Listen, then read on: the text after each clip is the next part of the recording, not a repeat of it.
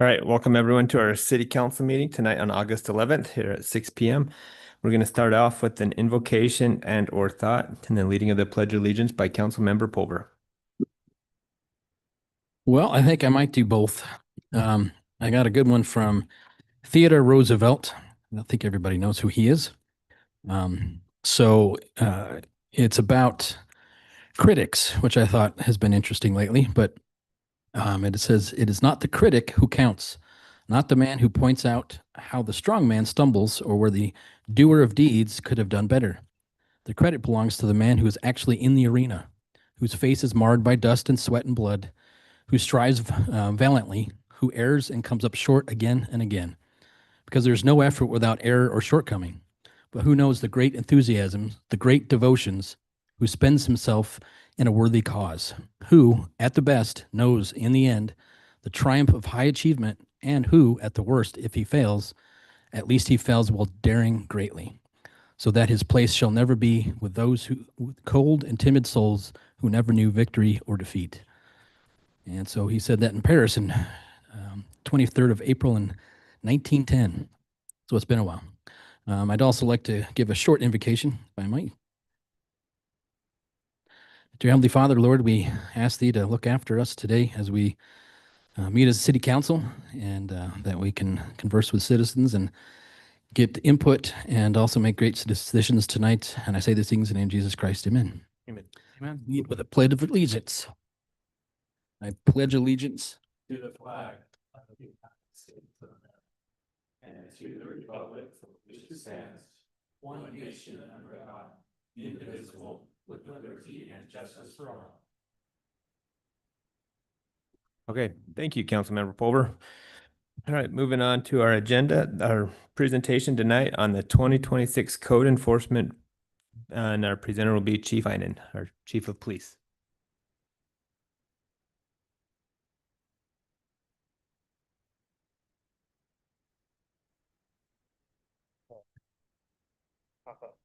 Yeah, we can turn it on.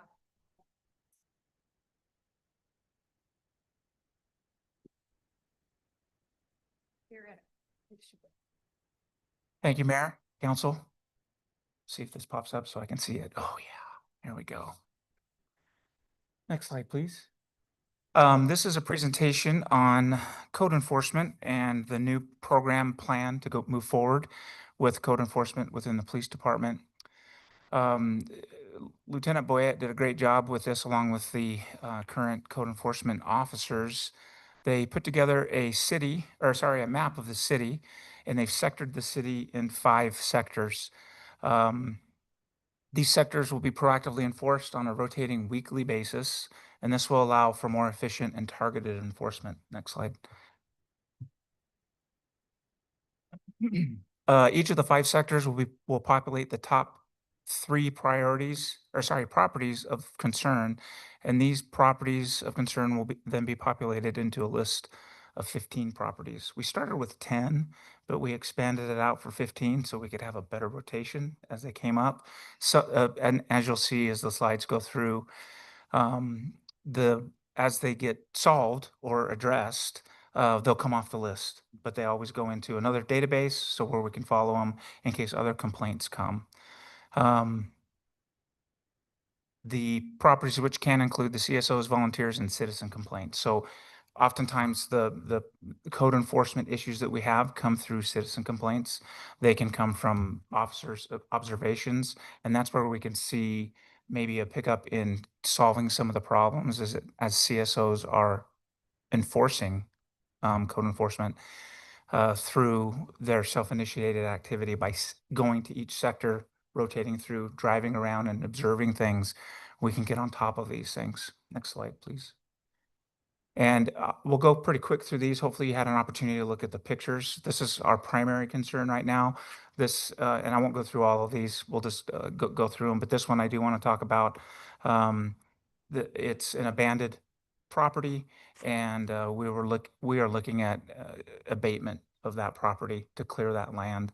And we're working currently with the landowner. It's been extended out because he lives in California, and so we're trying to work this one as quick as we can to get demolished, basically. Next slide. Here's just some of the things before and after as our CSOs have been working in this. Once we created this list, this was one of the ones that got fixed the quickest, which is nice because now we're paying attention to it. We've started that rotation. Next slide. We can just kind of go through these, John, if you wanted to spend a second or two on each one, if you don't mind. Chief, could I ask one question Yes, sir. on that building? So we're going to, excuse me, I forgot I got to do that. So we're going to the city's going to demolish it?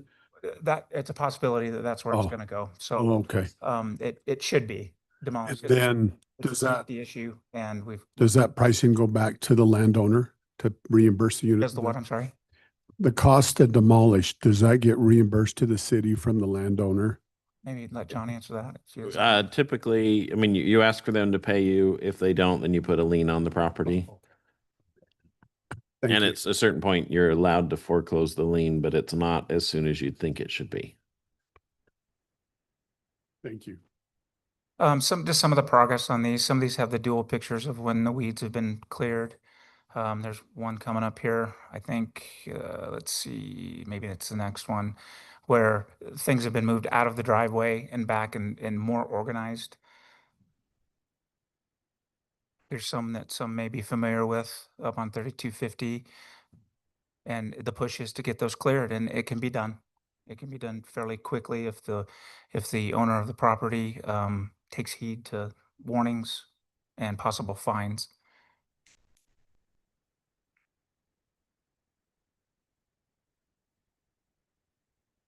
This was a big one that popped up. It was in our last council meeting, came up. It's been cleared off. The tent is still there, but they've placed vehicles in there for now. We're working with them. I had a nice talk with them after council meeting, and it's just a matter of time. It's just that they have full-time jobs. They do rent there, and the property owner is on it. And so a lot of the movement has been kind of twofold, the police, or sorry, CS, or code enforcement and the property owner, and it's sped up a little bit. It looks a lot better. I drive by it now, and each day it gets just a little bit better or doesn't change for the worse. That's a good thing. And then we'll have some that, there's no progress because we cited them on the 6th again. The last meeting, just for your information, that we had with the committee was on the 6th. And in preparing for this, they were able to put a quick update that they put another citation out. The thing with citations is sometimes it doesn't mean that much to the people, and so we have to stay somewhat aggressive to get things fixed up because it's not a big deal. So that may be something for the council to think about as far as penalties are concerned. Okay, this is basically our operational plan as we move forward. First, we're pleased to announce that we had a swearing in today of our newest CSO. So we have 3, and that's already been built into this program. Next slide, please. How it's going to work briefly is code enforcement, the plan itself for code enforcement and the operation of it all. We have a schedule where CSOs are scheduled to work throughout the month. And there's various shifts. The positive thing on here, the big note that I want to make is that they're going to be working on Saturdays. So we'll have a rotation for Saturday. A lot of times people are home on Saturday. And so if there's anything that needs to be addressed or that is observed by the CSOs, they can talk to them right there, right when they see them, if they're outside working on their yard or what might be the problem. By dedicating a day-to-day proactive enforcement should allow for more streamlined approach to many of the other duties that the CSOs have because they are spread thin with collateral duties such as evidence and animal control, which is, if you could have heard the radio today for whatever reason, don't know why, it was a big animal control day. We had multiple bites, we had injuries, and they were busy. So our brand new CSO, her very first day, she was baptized by fire, if you will. Next slide, please. So how the volunteer part of this is going to work, and I'll just read this because it's pretty concise. The primary goal of the volunteer panel is to assist in identifying properties of concern. A fillable document, which is on the slide here, will be accessed by the volunteers and monitored by the CSOs. The fillable document will allow for the volunteers to document addresses, list code violations, property owner information if they can get it, and options they have found that will assist in bringing the property into compliance. So it's just a brief form. It's online or by paper, depending on what they choose to use. And it's just a funnel for information, or it will fall into a funnel of information to where the CSOs can then prioritize what the big important properties are. Mhm. Next slide. Chief, on the panel, can you tell us a little bit more about the size of the panel? How they get selected? How long their terms are? I can, the term, or how they were selected with the interviews, we have two citizens. Okay. I will say now, it is totally appropriate for anybody from the council. If you would like to be on this committee, you're more than welcome to jump on it. They've met more than quarterly because of just trying to get this Mhm. ramped up, but generally it will be a quarterly meeting. It doesn't last too long. If we need to make that more often, we will do that. We're going to kind of see how this flows for the Okay. first little bit.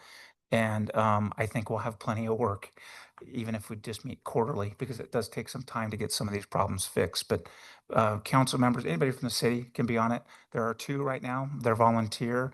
Schedules sometimes get in the way, but we Mhm. still have meetings. And so Okay. we've had as many as both of them there, and we've had one each as well. So, and it was an interview process. We put that out publicly. The two, People volunteered. how many did you have apply? Two? No, No. five, six, Oh, okay. five Okay. or six. Okay. And it was scheduling. That was the big problem. It wasn't that, it was just scheduling of meetings and so Okay. forth. And they applied, but then it didn't come to the interview. So Okay. it was probably more, once they looked into it, it Okay. might be too much. Okay. Thanks. But any citizen is welcome to be a part of it. And I can put it out there now. If they choose to say, hey, is this still open? We'll be more than happy to take more people. So we'll interview again and, Okay. explain what the program is and so Good. forth. Quarterly meetings, in those meetings, they'll present options for assisting with bringing properties into compliance, receive updated information and feedback, and they'll also participate in the weekly rotation of primary enforcement of sectors. So if they want to go out, they're more than welcome to go out and be a part of that, see what CSOs do, kind of what they look for. They're more than welcome to do that in each sector. If we get more people, maybe citizens will be assigned sectors, and that's probably an easier way to do it. And then they'll supplement active enforcement hours for the CSOs by spending time observing. They're more than welcome to go drive around. The next slide's going to hit something very important, though. Next slide, please, John. They're not going to have any interaction with citizens unless, of course, they come and interact with them. They're not there to enforce. They're there to just observe and feed information to the community service officers. With that being said, I'm going to talk a little bit about some information that came up, and we're almost done. One of the ideas that was brought up is to create a community volunteer group dedicated to assisting residents who have property violations but are unable to address them due to age, disability, financial hardships, or other circumstances. Rather than focusing solely on enforcement, this initiative, which would be a secondary, would provide support to those who genuinely need assistance in bringing their properties into compliance. And this is big. This wouldn't be as big, but hometown initiative comes into play, or comes into my mind. In Ogden, we use that. Church groups, other volunteer groups got involved. Yeah. They abated property off the hoarding house, and Mhm. they cleaned things up, and it was all volunteer. And so I would love, as the chief of police, to see the community step up and help their neighbors get into compliance. That's the symptom, or not the symptom, but the result, the consequence, right? I think we can fix this without that, but it's there in case we need it for things like the abatement property that we talked about, which is a big deal to tear down a building. In further explaining some stuff there, Philip Swanson's on the committee, which is outstanding. He'd be willing to put together this group, which he has done in the past, apparently. And it may include these community members, local organizations, youth groups, CTC, I think about CTC on this, churches and businesses interested in volunteering for their time and their resources, and it could make a huge difference. Next slide. Thank you. Thank you. Any questions? Love it. Some feedback. This is awesome, first of all. But I had a thought. We should be careful about allowing people that have an axe to grind to be one of those community representatives. Because if you see a history of someone that's called on a neighbor 10 times and they say, I want to be part of this, we should probably steer away from those individuals. Just want to throw that That out was there. part of the interview process. We wanted to make sure that, because we're aware, right? We have all this data of who complainants are and so forth, and we check that. It's sort of like a background check to make sure that everything is in good working order. Thank you, sir. Any other questions? Thank you for what you're doing and for, I know sometimes when you get volunteers included, it's sometimes can be more work than, but I hope it's not that way. I hope that It's not that so this far. is Great. beneficial. I am asking more, I guess, big picture, philosophical here.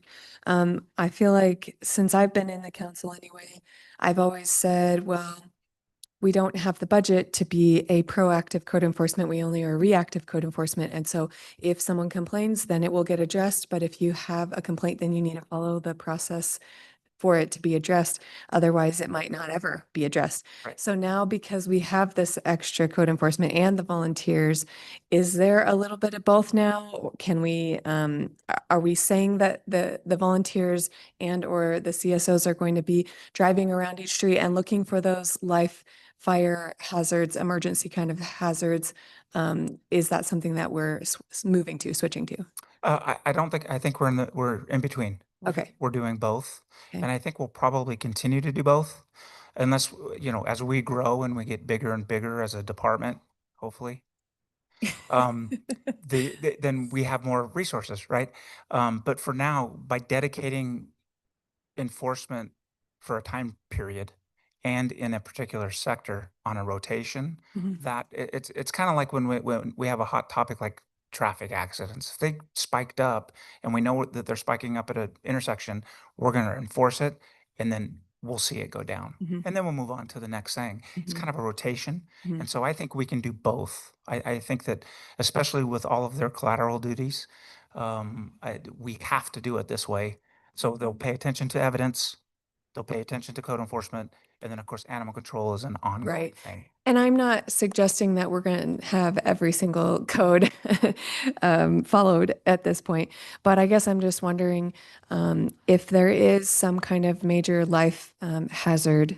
We talked about, can't remember what they were, the fire, life safety kind of hazard. If there was something like that in the city that was a major safety hazard, then the CSOs would know about it. They would know about it, Okay. and that would be the number one Right. property Yeah. on the list. Okay. The one that was number I one. love that. I love Yeah. that. Thank you. And that's why we thought it'd be a good idea to set up the rotation. Yeah. Solve the problem, go to the next one. Solve the Right. problem, go to the Perfect. next. Thank you. Councilmember Pulver. Thank you. I know I've been pestering, and it's one of those things that you hit it out of the park, and I appreciate it. And it's exceeds expectations, at least for me anyways. This has been something that's been sticking in a burr in your saddle for quite You were some the time. standard. We set the expectation. Thanks. Both said you Councilmember won't be, Pulver. you're not invited to be on the volunteer committee. No, Still have a wife though. So anyway, she was apprehensive as it was. She's like, they wouldn't like me. That's what she said. That's a quote. Anyway, but I think, the biggest thing, like you said, is coming up with the priorities and figuring out, and slowly going through them. And I think that's perfect. And I think that's a huge benefit to what we're talking about. And and there's some things that are just annoying, and then, like you said, it comes in cycles. Those little signs that are in the corner. You're like, again, you just want to pull over and just start ripping them out of the ground. But it's one of those things that they're cyclical, and I understand that. And I think, I think stuff like this, at least, I don't know, I'm talking out of sequence, but quarterly or something like that, whatever's easiest to, and it doesn't have to be this grandiose, but something that just kind of goes through, hey, we, just metrics. You love metrics, and I agree with that, is that, it just can be numbers. you know, and hey, these are our top concerns, and we got good closure, I guess would be the right thing to say on these many for this week or this month or quarter, whatever the time frame is. But I appreciate it, and I think I'll say it. My wife approved this. She's like, "This is great. You know, this is exactly what we need." And I'm like, anyway, you know, so if she calls you and says, "Can I be on the committee?" You'll know why. Anyway. Okay. Well, it's a vigorous interview process, so. Okay, good. One thing to just add real quick is this can grow, right? And so we always involved, you know, public works and the things that need to be involved. But sometimes that's who we need to involve in the process itself, not just in taking care of the problem. And so I've seen it grow in the past and things like this and projects like this or operational plans. And I think that it can be a priority to the city, and yet it doesn't affect the citizenry negatively. It is what it is. It's a good program. Yeah, and I think to your point about the volunteers to help clean if needed. One of the properties was someone I knew, and I was like, "Dude, did you know you're on the list?" And he's like, "What?" So, you know, I'm like, "I'll help." You know, I got a punch pass and a trailer. You know, he's like, "Oh, we'll get it done." And I was like, "Just, you know." So I mean, it's stuff like that. If you know, then you go and search out, and people are going to help. So I think that's a key thing. So especially when you're not capable of helping or doing stuff like you said for elderly or other things that have gotten out of hand. I wonder too if an email could be sent to, I don't know, direct department heads and to the city council when there is a need for this kind of service project, because I know I get asked regularly, like, tell me something that the city needs, and I'm, you know, asking around, but Definitely. That's a great idea. Great idea. Okay, Okay, thank you, Chief. thank you. Okay, we'll move on to our consent agenda. Conflict of interest disclosure. Does any of the council members have anything they'd like to share of any conflicts regarding tonight's agenda? All right, not seeing anything. The approval of the July 28th, 2026 meeting minutes, they've been distributed electronically. We've all had a chance to read them. Are there any other corrections, or I'd be looking for a motion to approve? So moved. Okay, motion to approve by Councilmember Pulver. Do we have a second? second. Second by Councilmember Watson. Any other discussion? All in favor, say aye. Aye. Any opposed? Okay, the motion carries. Fiscal year 2026, 2027 third quarter financial report. We're going to have a discussion and consideration of the third quarter financial report. Presenter will be Peter Brown, our finance director.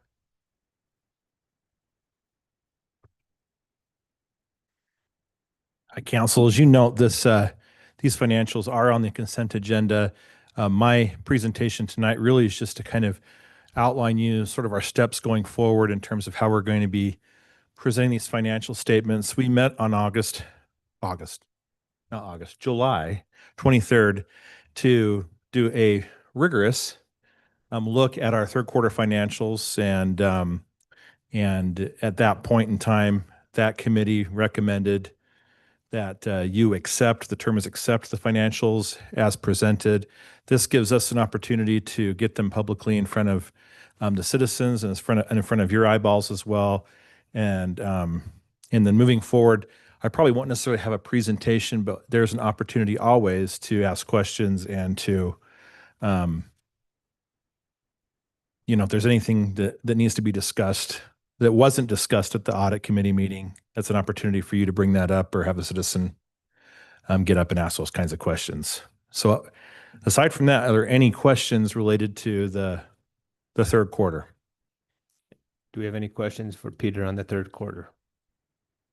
No questions, but comments. Yeah, that was a rigorous audit committee. So anybody wanted to go see some really cool stuff, go back and listen to that. Okay. Thanks. Okay, thank you, Peter. Yeah. All right, be looking for a motion to approve the third quarter financial report as presented. I'll make that motion. Okay, we have a motion by Second. Councilmember Neighbor and a second by Councilmember Pulver. Is there any other discussion? All right, this will be a voice vote. So all in favor, say aye. Aye. Aye. Any opposed? Okay, so that motion carries. All right, moving on to the active agenda. This is the public comment section. This is your chance to come to the microphone and give your comments. Anything related to general city business, please keep your comments to 5 minutes or less. State your name and whether you're a resident of North Ogden or not. And we'll monitor online for any additional comments.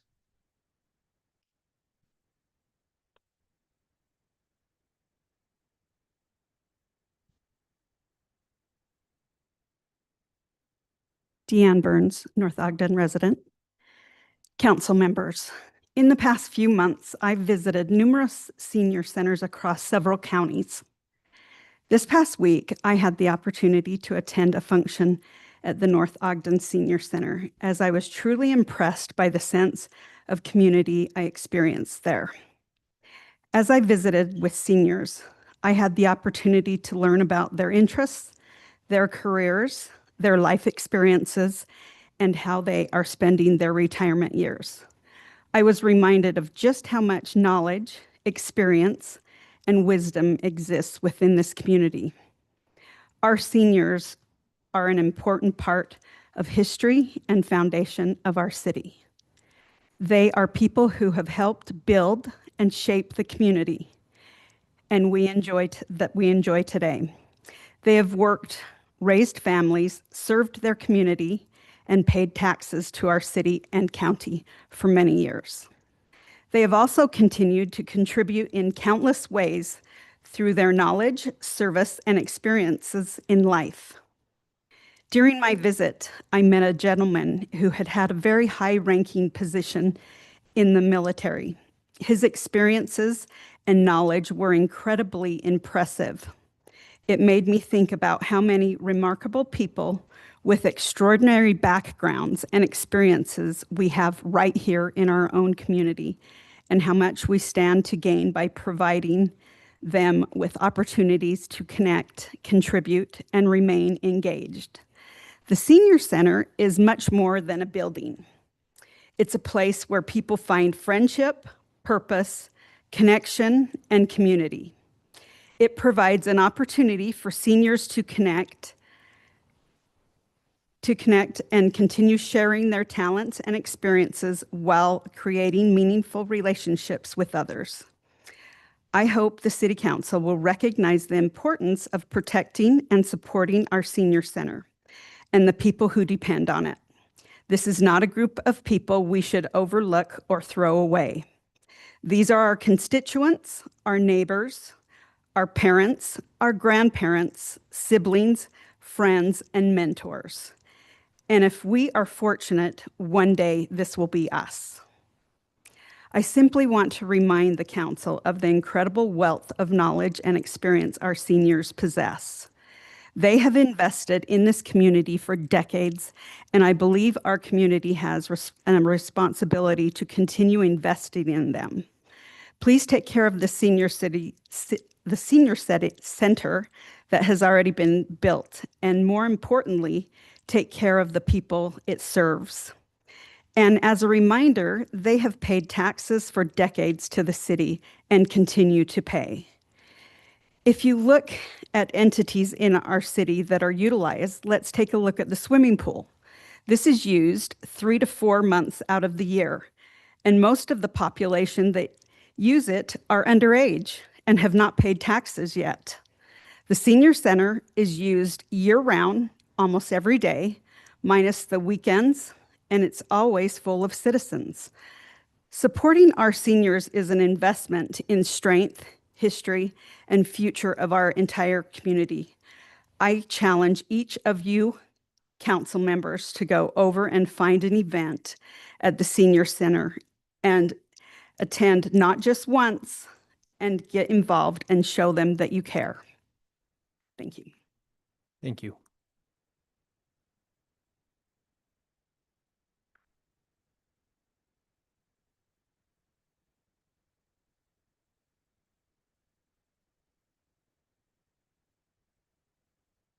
I feel like Joe Pesci following my cousin Vinny when he's in, yeah.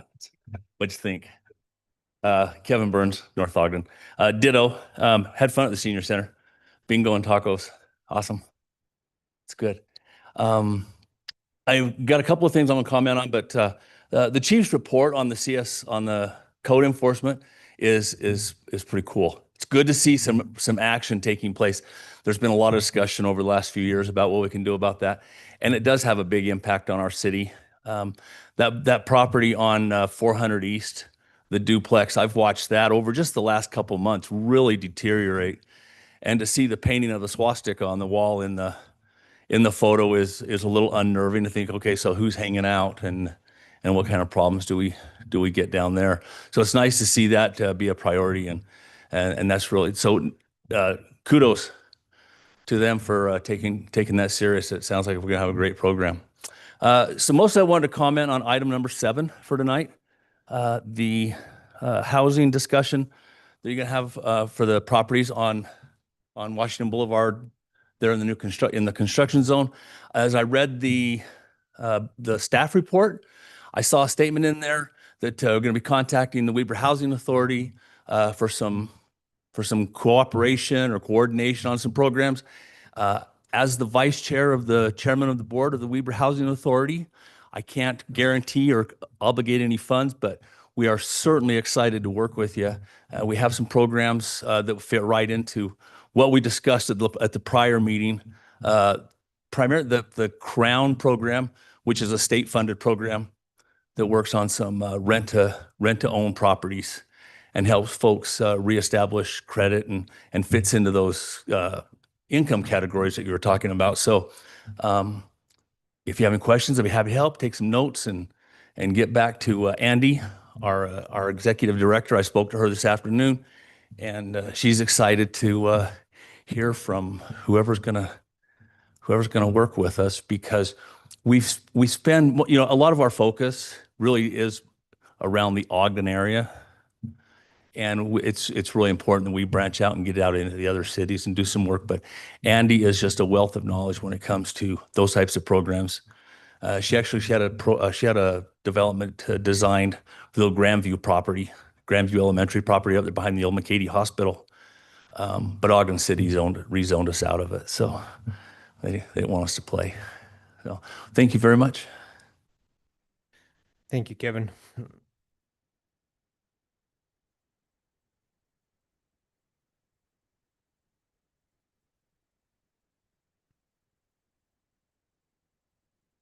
Okay, not seeing any other comments. We'll move on to item number 6.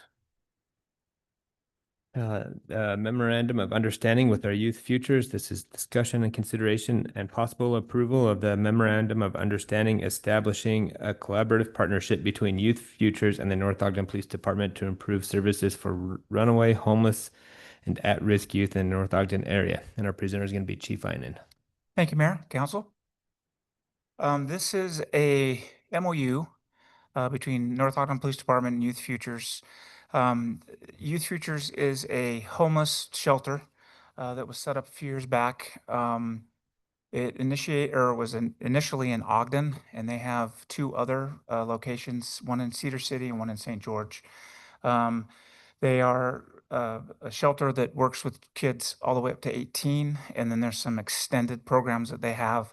And the best way to describe it is this shelter is there for those kids that don't fall into some of the other services that are provided throughout the county and the state.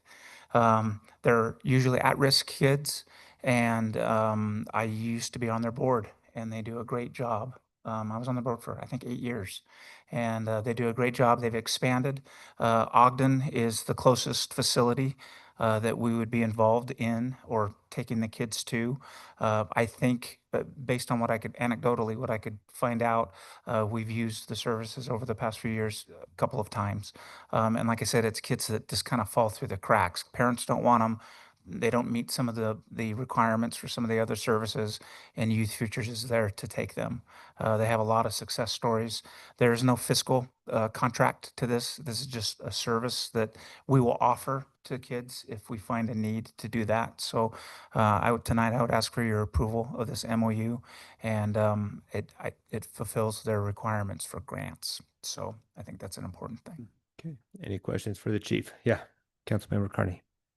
I just got one. What's the age group Or is there age limits or They generally they help? work with teens, but they've gone as young as 9, 10, 11 years old.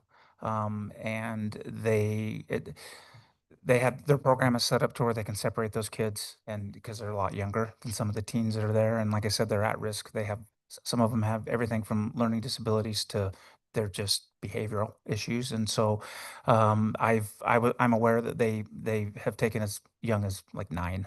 Wow. And but most of them are right in that teen pocket of, you know, Any young adults? 14. They Or they will consider sending them and helping them get the services they need. But generally, they'll be in the program that they set up for them, which includes everything from taking them to court to whatever the circumstances are. If they become older than 18, they will work with them, and generally those kids come back and they become counselors and they help them out. So wow, that's cool. it has had 1920. I'm familiar with a 20-year-old that they continue to work with outside of the shelter itself. They're really, really good people that run it. Scott and Kristen Mitchell. I married them. So that's kind of cool. I have a connection to this group. We don't see a lot of them anymore because we're in North Ogden instead of Ogden, or I don't see a lot of them anymore. But I'm happy that they're reaching out and wanting to get this MOU on board. I fully support this. It's great to hear about it. I was just curious, what's the similarity with the Family Promise that's in Harrisville? Is that more like a young babies kind of moms and babies shelter? I'm Okay. not real familiar with that. I do believe, I do know that when they first started, the Youth Futures is highly focused on LGBTQ Mm. concerns, with families that don't want to deal with that in particularly. And so they have resources that they can send out. So it's mostly teenagers, and Mm. that's the difference, I think. Mhm. Okay, thanks. Okay, no other questions. I'd be looking for a motion to approve or not approve this memorandum of understanding with Youth Futures. Mayor, I move to approve the memorandum of understanding with Youth Futures. Okay, so we have a motion from Second. Councilmember Dalpaz. We have a second by Councilmember Carney. Is there any other discussion? One discussion I had, I just noticed that there was a not limitation, but in effect for 3 years. Is that something we want to just say forever? I mean, is there a reason to make it 3 years? It's grant related. Ah, It's a, okay. it's a grant related thing. So every 3 years they reach out and do this. Okay. Okay, good question. Okay, no other questions. This will be a roll call vote. So we'll start with Councilmember Neighbor and work our way down. Councilmember Neighbor, Yes. Councilmember Pulver, Yes.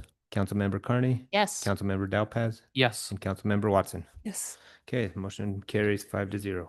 Thanks, Chief. Thank you, Mayor, Council. Okay, item number 7 is at 450 East housing discussion and direction regarding housing options for city-owned property on the west side of 450 East between 2900 and 3100. And this will be discussion and direction only. Presenter is going to be Scott Hess, our Community and Economic Development Director. Thank you, Mayor and Council. So just brief presentation and then hopefully some discussion items from the council. On July 7th, staff had presented some information regarding the homes that were owned and have since been demolished along 450 East between approximately 2900 North and up to 3100 North. The request from the council at that time was to prepare a request for proposals to consider ways to encourage people to come in and create a proposal or ideas to help the city determine what to do with this potentially surplus property if we were to surplus it back and utilize it for a more attainable housing. Staff used an RFP based on one in Provo City, have redirected that towards the property here on 450 East and presented to the council as a draft, and would like to get your feedback on that. And then since July 7th, we met with the Legislative Policy Committee Housing Group, so Utah League of Cities and Towns Housing Group with Weber County and WACOG. And we do need to reach out, I do need to reach out still to the Weber County Housing Authority. They don't currently have a program like what we had suggested, but there was significant interest at the Weber County policy level, and that included mayors, city managers, and other community economic development directors about a joint or or multi-city program that would be a land lease type of program where the city could hold this land, lease it out for a very reduced cost and sell just the structure to people under a certain program or income levels and appreciation caps, different ways to keep this house, retain this housing for attainability in the future. So with that, we've proposed some information to you. Again, we just want direction and feedback where to go next, and we'll move that direction. And I'll take any questions, and we have John here who can help as well. And then we'll have the next discussion, which is of a similar vein, but on a different property. Okay, Councilmember Neighbor. Yes. So in that meeting, I remember we talked about this and sounds like a good idea. We also talked about potential projects for economic development related, and I don't see any element. Did we get out some proposals on that as well? No, and that's A something small that, element in here. yeah, there's for a small element to neighborhood consider. control. Yes, thank Yeah, you. but it still was part of the plan, and I didn't see Yeah, anything more. well, what I'm saying is the RFP has a small mention of, to those that receive the RFP, put in an element of that. But I don't know if it's, I don't know if it's as much as we would like or you would like. Yeah, yeah. That's something we can talk about. And Yeah, that so- was a sensitivity on staff, given the public comments that we had received that night. So that is an item for council's consideration and feedback and direction back to us. So we could either split it into two separate RFPs or build it into a larger portion of this one. But I'd really like direct feedback from the council on how to do that. So I'll give some feedback on that. So again, you've heard me say that Washington Boulevard is this economic corridor that's established and probably only comparable with Riverdale Road. So to not consider economic development here, I think would be a mistake. I love the idea of what we're talking about in a land trust. I'm just not sure it's the right place for it, but that's just my opinion. But I would like to see, maybe they should be separate. Maybe it's too awkward to have both of those together, but I would like to see some economic development RFPs on those properties as well. I don't know what some of the other members would. Agree. And I think the funny thing is that, you know, everybody talks about, oh, you need to follow the general plan. Well, I actually read the general plan again, and one of the hillside, since technically, you know, this is on the in the hillside, it says that one of the concerns is the trip length to purchase everyday goods and services. So that's literally number 4 out of 4 of the concerns for the hillside zone, is that trip length, and to not consider, like you said, the economic corridor going north from, which is some of the economic stuff just to the south, is foolish. And I think, you know, if you picture Washington Terrace, you know, coming up the hill, you know, from Riverdale, what's the first thing you hit? You hit a Chevron, I think. Anyway, it's a gas station. Mhm. And then some other things. And so, you know, but that's right in the middle of a neighborhood. It's the same type of thing. And I think it needs to be discussed, at least looked at. I agree that housing is also a good thing. Attainable housing is a very good thing. There's lots of programs, like Mr. Burns was saying, that we need to explore. I mean, definitely. But I think what Councilmember Neighbor said, have two, you know, RFPs. One is totally, you know, up and down. I don't know if we would want to put houses right on the corner. I think that's a foolish idea, maybe, to just at least maybe not have that one at the top, part of the housing part of it, but definitely the rest of them. But then have a second one that says, what would you do if this was for economics, and have massive buffers on the west side to placate to the, you know, the residential part of it. Anyway. Just for clarification, would that be on the full 3 acres or more to the north? I mean, do you want it to be 2 RFPs for the entire areas of both of them, or choose an area of that 3 acres that would be commercial and residential? I would say again, this is an economic corridor that we shouldn't limit ourselves. That's just my opinion. Yeah. And did you limit yourself on this housing piece? God, I It's all housing all the way up, and then with consider neighborhood commercial on the top as a Yeah. small element of it. yeah. I wonder if there's a way that we could leave it as it is, but instead of having the neighborhood commercial be a suggestion or an idea, a possible idea, be more of like a requirement, but make it so that if there was someone really interested in doing just the commercial part, that they could apply without doing the housing. But I hesitate to say that we can do the housing without the commercial part because I feel like the housing is where the developer is going to gain the revenue, right? Instead of the commercial is what I'm guessing. And so if we separated them completely, then maybe that commercial would never get tackled.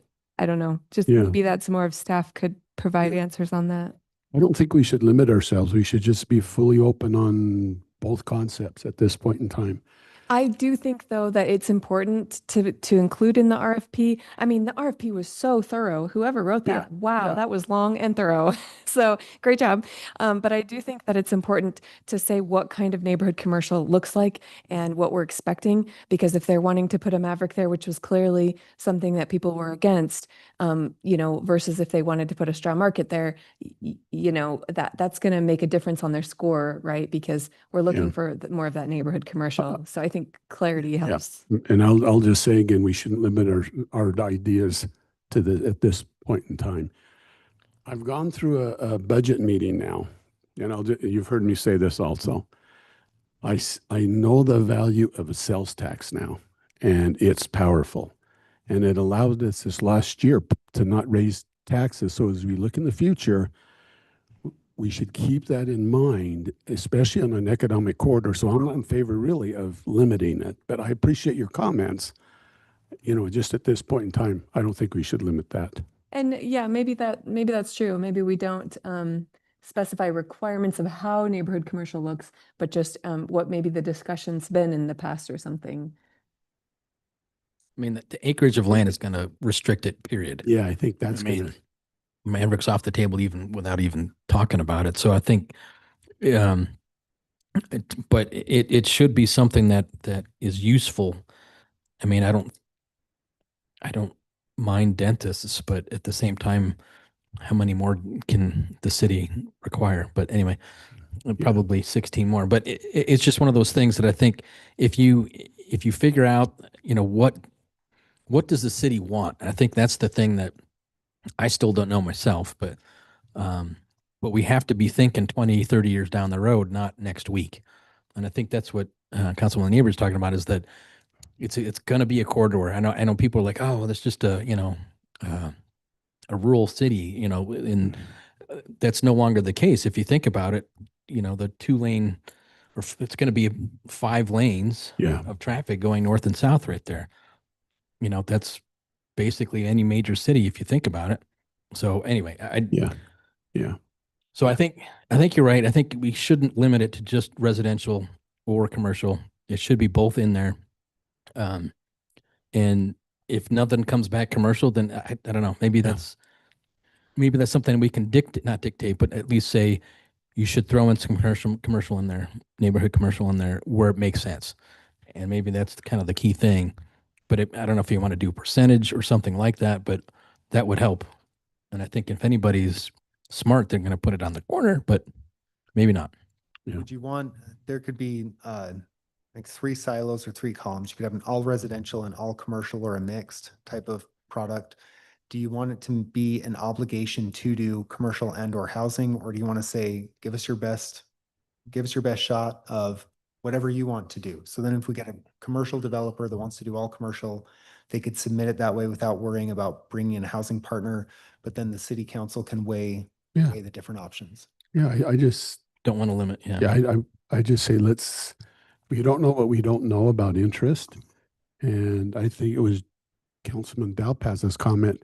This is a good approach to try to get some more understanding just how valuable that land could be for housing or for commercial development. So again, just not limiting it from my perspective, Scott. Would we be obligated to any RFPs that do come in? No. So we could just say, forget that. Yeah. Okay. So Usually they have a provision that says we retain the right to reject all RFPs. Okay.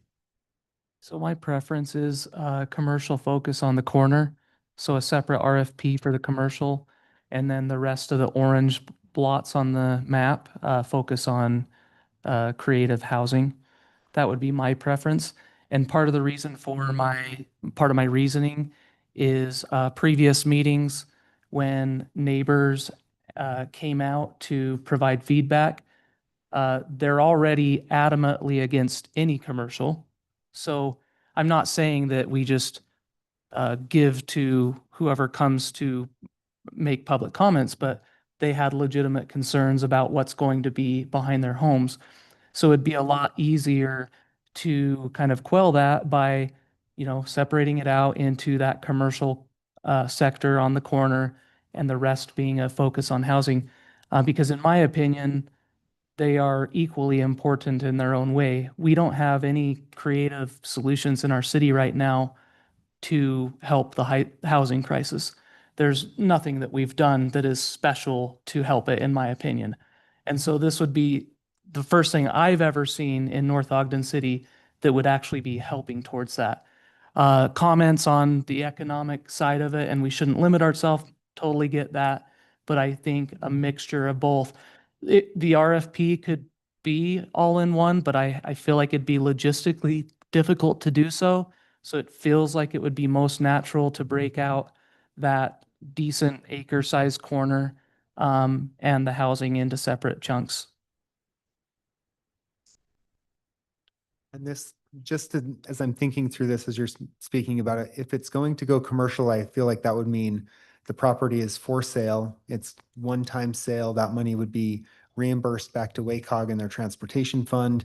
And we determine what happens with any proceeds above and beyond the money that was put into the program, whether that's rolled to other transportation or whatever WACOG does with it, versus the attainability of housing aspect that's the land lease program. So they're very different. I think Councilmember Pulver said something really good, which was, what do we want to be, or what does the city want to be?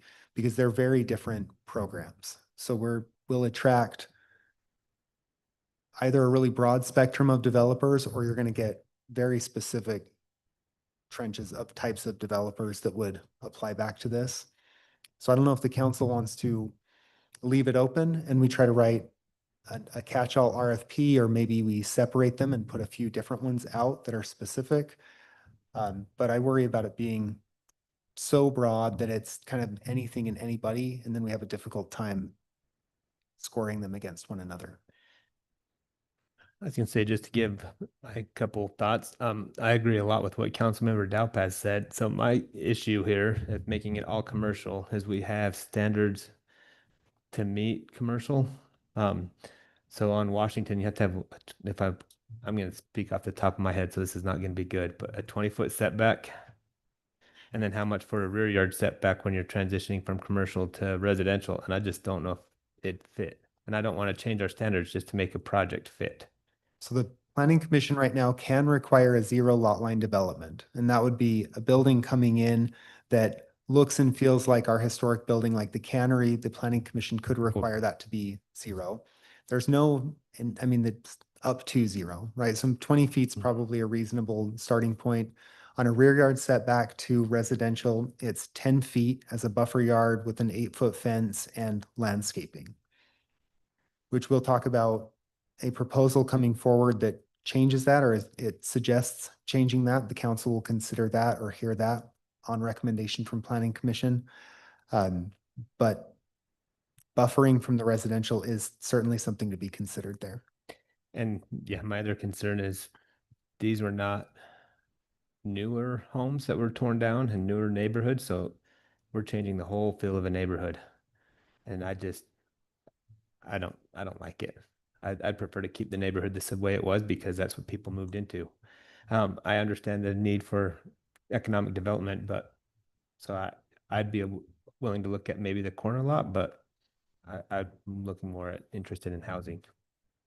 That's my thought. And a piece of feedback that we got at the last meeting where it was discussed, all of those homes that were along Washington were pretty minimal impact on the neighbors, as in they weren't very tall. Yeah.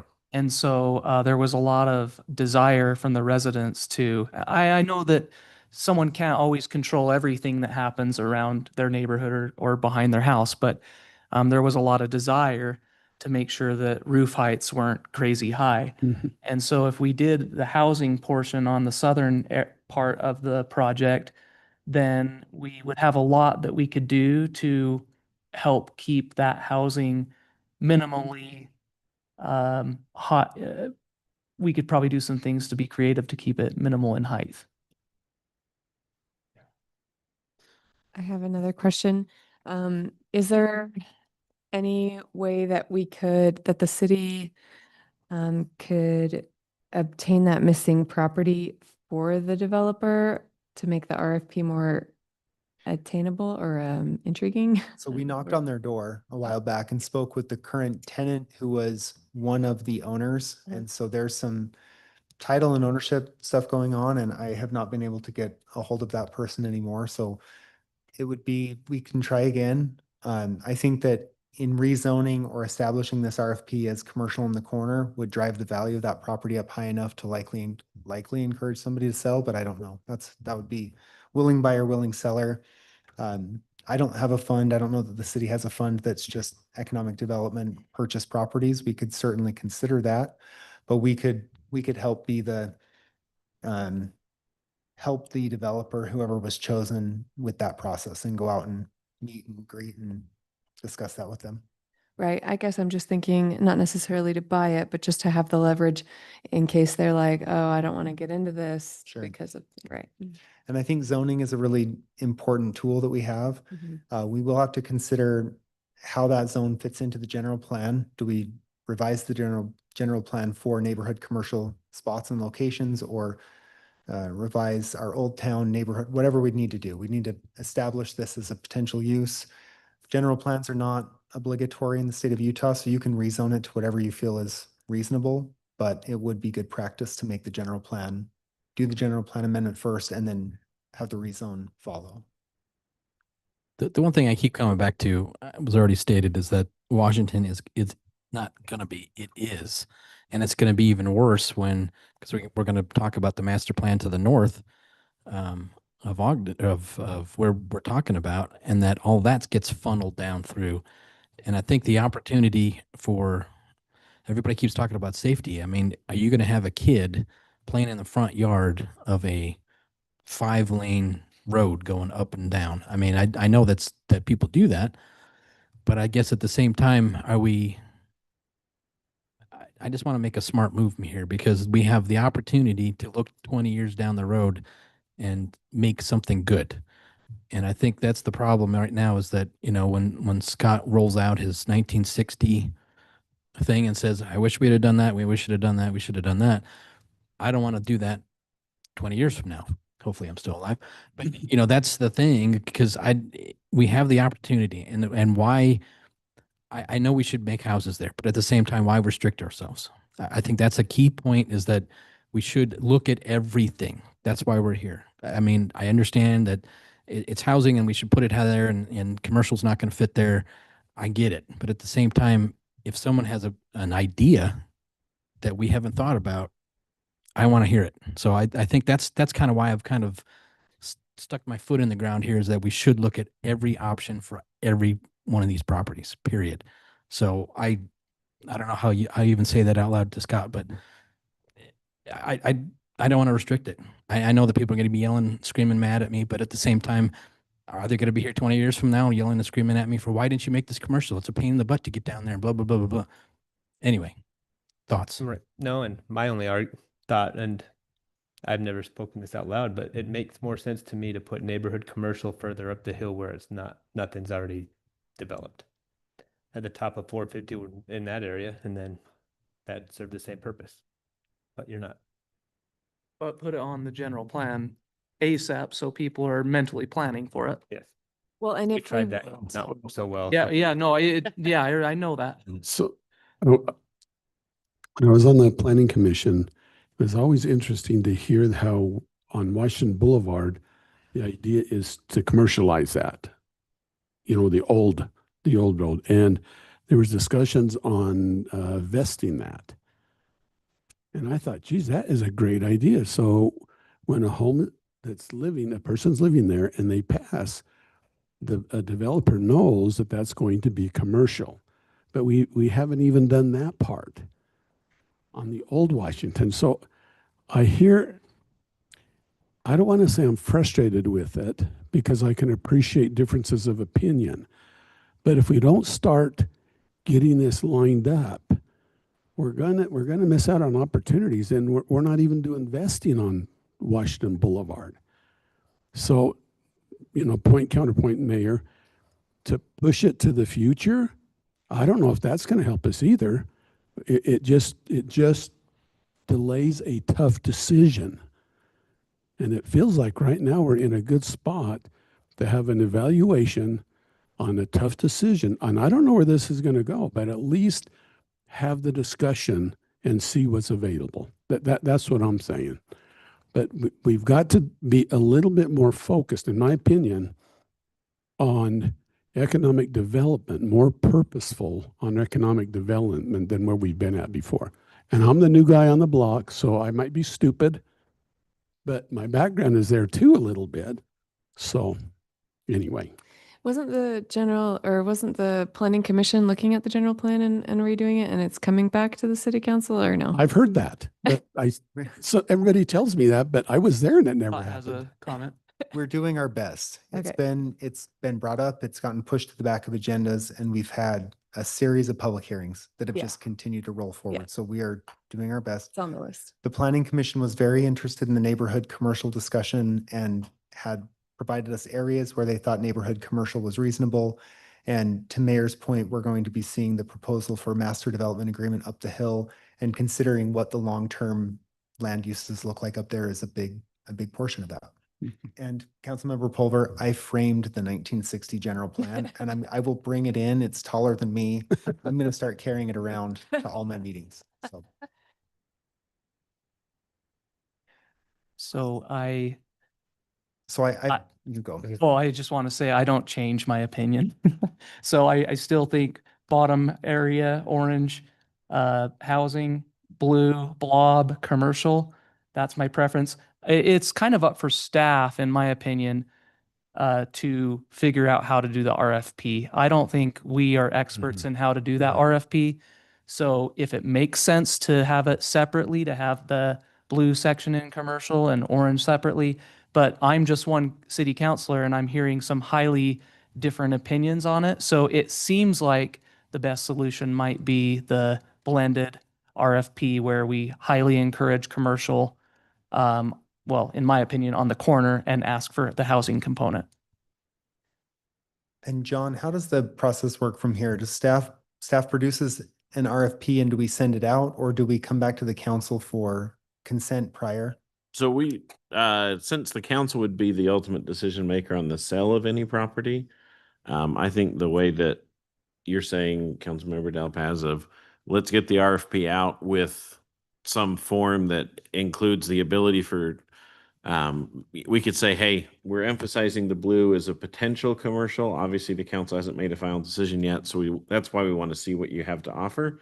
And then saying we, in the orange areas, we see it more of a unique housing or, attainable housing area, and just see what comes back, and then let you all see. Because Scott and I have plenty of fun ideas for what could be done in this place. But until someone who actually could swing a hammer and dig a trench says what they can actually build, we won't know.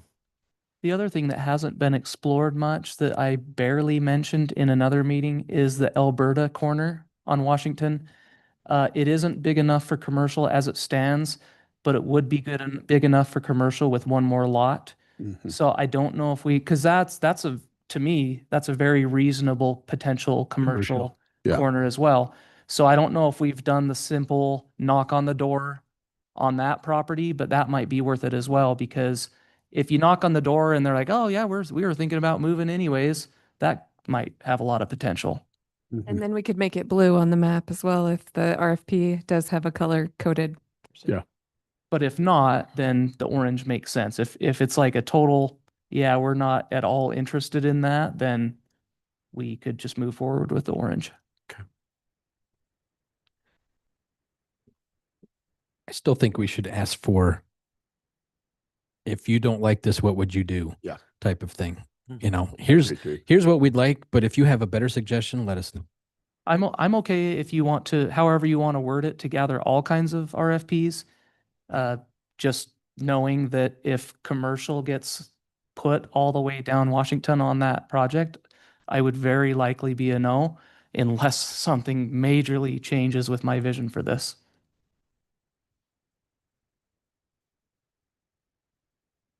Do you have enough direction? Yeah, I think so. That's Clearly, really Todd? helpful. Thank Yeah. you all for your consideration. We'll put this together and get it sent out. I think we'll probably even include, we might even include a link to this discussion so that anyone who's thinking of doing the RFP can listen to Yeah. the council. And we may even do like sometimes we do, Dave calls them pre-bid meetings, but we may have a pre-response meeting so that people can come and we can talk through Questions. some of the stuff and ask questions. Yeah. Yeah. Yep. So. Since you're going to send the link out to potential people that want to see, what's Tara's thought on this? Because I haven't heard from her on this one. But I could keep going and talking, then like, Oh, okay. no, That's that's good thing because See, I keep then Okay, over we're to all the- gonna be you said, quiet I'm like, now. that's exactly what I was gonna say. I like the blue on the corner. My one question, the house that you knocked on, that's in that blue, right? We don't. the- Yeah, the that, extra house that in makes the- it an right? almost perfect 1 acre if we pick up that next house to the west. Cause I remember being that little bit different shape, but yeah, I like the commercial right there. And like you said, not a Maverick, but like a straw market or there's plenty of room for that. And then the housing down. So not that I wasn't talking, I just was like, yep, that's Yeah, exactly no, what I was and gonna say. I hope You that gotta- didn't feel like I was calling you out. No, I just no, think no, it's no, good to thank you. get You gotta some be sort more of opinion. aggressive. Yeah. It's my turn. Now remember, council, keep your hands to yourself and play nice. Yes. And be nice. Be nice, yeah. Well, this is good discussion, really. Yeah. Very, very good discussion. Thank you all. Thank you, Scott. All right, we'll move on to item number 8. This is more discussion on city-owned land discussion. Discussion regarding the potential sale of city-owned property to help fund construction of Barker Park with the focus of identifying the information the city council needs to evaluate the proposal and provide direction. And John gets to provide this discussion. So as you can tell. I'll be nice. Yeah, as you can tell, council, this is not a decision. This is a kind of in that same vein of where do we see ourselves in 50 years and having to make decisions about, really it's kind of focused on how do we fund Barker Park, but there's a critical component in here, which is there or what are the uses for, some remnants of land that the city has. So, just as a reminder, this is the Barker Park concept plan that the council gave the head nod to. Obviously, when it comes in for final approval, meaning budgetary approval, the council will weigh in again on but this is kind of the concept with the pickleball, the soccer, some large gathering areas and playgrounds. And then over in the island, which is over here on this side, kind of a smaller, maybe quieter gathering spot, potential. Hey, John, before you move on, I saw something today on the map.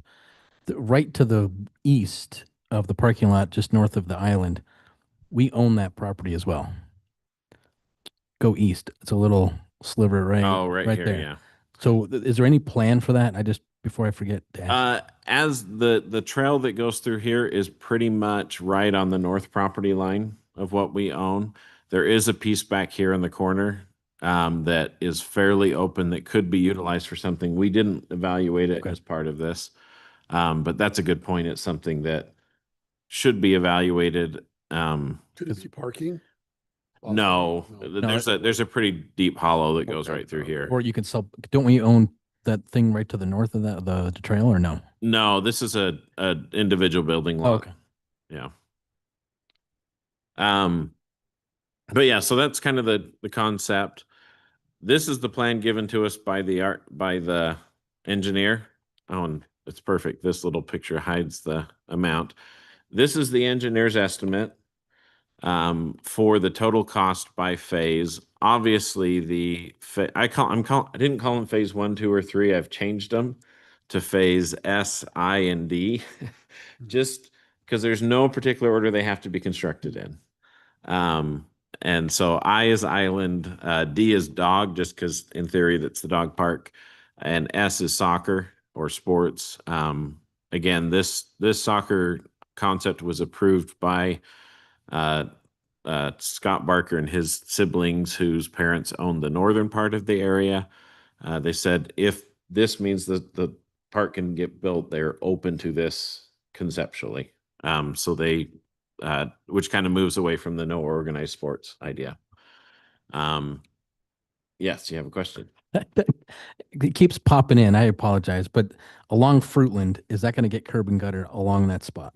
So under our city rules, we would do curb and gutter. And in fact, on this plan, you can see there's arrows here. One of the things we've talked a lot about is some sort of stair that connects this neighborhood up to the park so they can get in, or maybe it's a ramp or something. Just the idea is there's quite an elevation change, and it'd be really helpful for those neighbors to not have to walk a half a mile to get to a playground. Awesome. Okay. I don't know that it's engineeringly capable, but engineers can do anything. So it may be like a rock wall climb up and then a fireman pull down, but but yes, so anytime, so everywhere you're perfectly right. On Fruitland and everywhere there'll be curb, gutter, sidewalk. It'll come up to full city standard. So if the totals that were on this sheet equal $18.6 million of their original estimate, not all of their numbers are necessarily what we'd build. For example, they estimated a 4-stall bathroom at $630,000. We wouldn't necessarily have to build the Cadillac grade, the bathroom, but we just needed some good numbers to start the conversation with. So there may be some potential money saving, but when we originally had this planned out in 2015, the budget was $8 million Okay, to finish it. So these are reasonably current dollars. Reasonably current, yeah. Total revenue, we currently have between 1.2 and 5.6 million. And you say, how do we not know how much? So impact fee, we for sure have 1.2 million. Okay. Peter and I talked about that today. That is park impact fee money. Capital projects fund balance, in theory, there's 2 million in there that hasn't been spent or is not programmed specifically. That money is not money that I just want to be frivolent with and say, oh, we can go spend it. Yeah. The property sale is kind of where this conversation is leading to. Yeah, I was estimating at the bottom of Coldwater, it might be worth 300 grand an acre just because of the location. There's obviously donations, grants, lots of other opportunities to help fund it.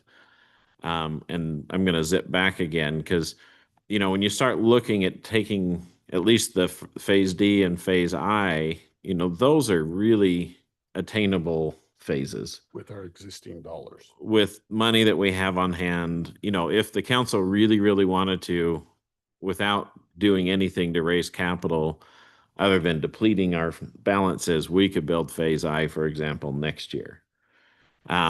Phase S is going to be quite a bit more and will likely require some pretty heavy fundraising. Every indication is from some folks I've talked to in the community is that there's money and people willing to help. But coming up with 4.1 in help is probably a tall order unless we just find that person who's just really excited to donate. In the donations, name recognition, you're saying 4.1? 14. Well, so I just was saying, so I thought there is a naming opportunity for a lot of stuff in this area, including, we had conversations about changing the name of the amphitheater. And what I've typically always tried to call it is it's the amphitheater at Barker Park so that it could have a name added in front of it if we wanted to. But everything, I think we want to be really careful to say that it always needs to say at Barker Park, right? So that it's we're giving the the respect to the deal that the city struck in, 22 years ago, 23 years ago. So, do we want to be like Home Depot and say the Barker Park? The Barker Park or the Facebook. No, I'm just saying because there's another Barker Park in Pleasantview, but yeah.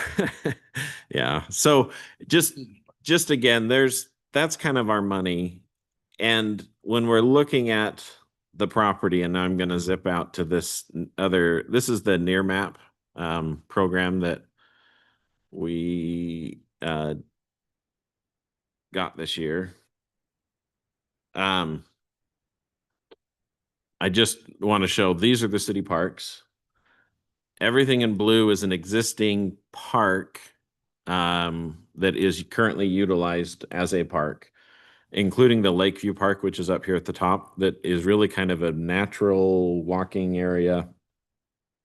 The stuff in orange is future park land that we are holding. So Barker Park is this, roughly 35 acres. The Green Waste Pit is here. That was given to the city by the people who used to operate a gravel pit there with the requirement that it remain open. So there can't be anything built on this property. I do not know the history of which families gave the city these properties or if they were purchased. So that's something we need to do a little history on, but at least one of these was given to the city, if not both. And part of it was for the equestrian park. That was Del Chatlin's family. I think so, yeah. Because there's a plaque there for him. Okay. I have seen the plaque. So then, yeah, that would be 100% true. Rodeo. So we'd have to be careful. We're not screwing And that around. right. And so and that's why this conversation tonight, which is we're focusing on this piece of property right here where the current Frisbee golf is. And the Frisbee golf kind of starts down here and winds up through. And the conversation is there any design? Is there a long-term use for this property in the city that makes sense? And if not, would it make sense to capitalize it now in favor of Barker Park? And it is not an easy question. I don't have the answers. There's some stuff that the council can consider. Oh, of course it's going to start there, but like this is kind of pros and cons. So once you sell it, you can't get it back. There may be a future public use that we're just not aware of for that piece. It obviously would impact the surrounding residents, although anyone who lives in that subdivision is kind of sketchy anyways, right? I don't live in that one. I live a little bit further.